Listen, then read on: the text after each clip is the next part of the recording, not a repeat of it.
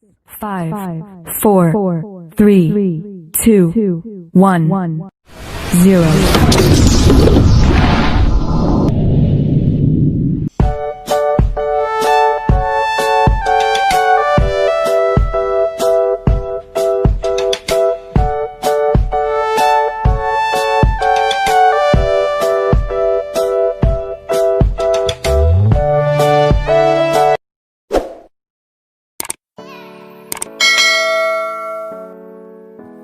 Halo semuanya, Assalamualaikum warahmatullahi wabarakatuh. Pada kesempatan kali ini kita akan belajar pada tema 5, ekosistem, subtema 3, keseimbangan ekosistem, dan kita sampai pada pembelajaran pertama. Anak-anak sekalian, sebelum kita mulai pembelajaran kita, jangan lupa untuk berdoa terlebih dahulu. Anak-anak sekalian, coba perhatikan ketiga gambar berikut ini. Apa jenis simbiosis yang terjadi antara dua jenis makhluk hidup pada gambar tersebut? Pada gambar pertama, hubungan antara satu kupu-kupu dan bunga merupakan simbiosis mutualisme. Baik kupu-kupu maupun bunga sama-sama mendapatkan keuntungan. Kupu-kupu mendapat sari makanan dari bunga. Bunga juga diuntungkan karena keberadaan kupu-kupu membantu proses penyerbukan.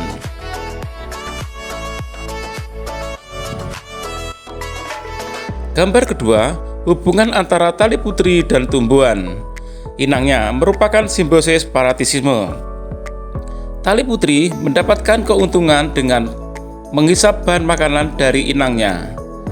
Sedangkan tumbuhan inangnya dirugikan karena makanannya diambil oleh tali putri. Gambar ketiga, hubungan antara ikan hiu dan ikan remora merupakan simbiosis komensalisme.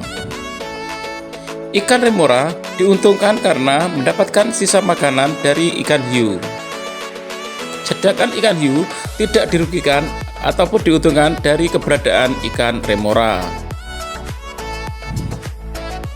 Anak-anak sekalian, ketiga contoh gambar tersebut menunjukkan hubungan antara makhluk hidup. Semua makhluk hidup memerlukan makhluk hidup lain untuk mempertahankan hidup.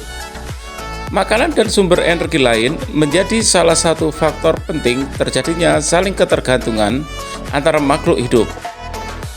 Bentuk ketergantungan antara makhluk hidup diperlihatkan dalam sebuah rantai makanan dan jaring-jaring makanan.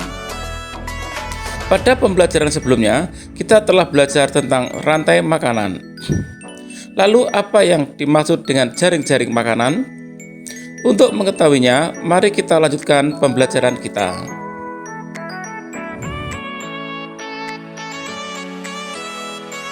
Rantai makanan dan jaring-jaring makanan. Ketergantungan antara makhluk hidup dan lingkungannya menjadi bagian dari kehidupan dalam sebuah ekosistem. Tumbuhan mendapatkan energi dari matahari, hewan mendapatkan energi dari tumbuhan atau hewan lain yang memakan tumbuhan.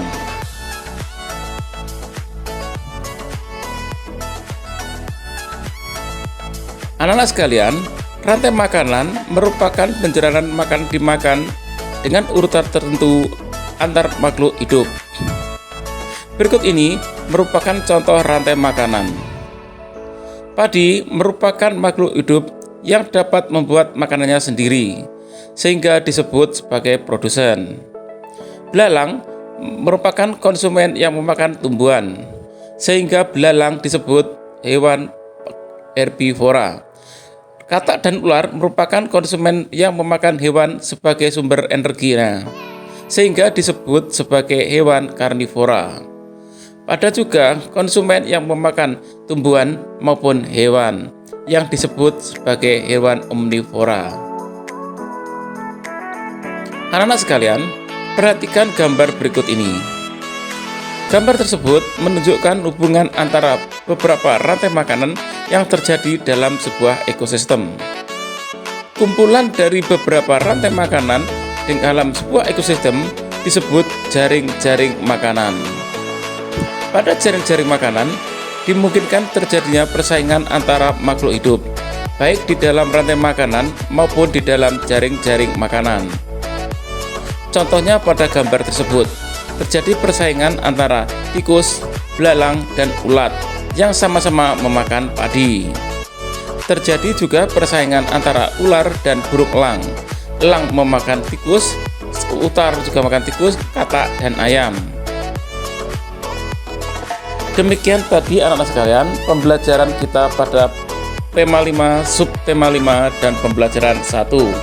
Untuk memuji pemahamu, kamu dapat mengerjakan latihan soal setelah video pembelajaran berikut ini. Sampai ketemu kembali pada video pembelajaran berikutnya. Tetap semangat dan selamat belajar.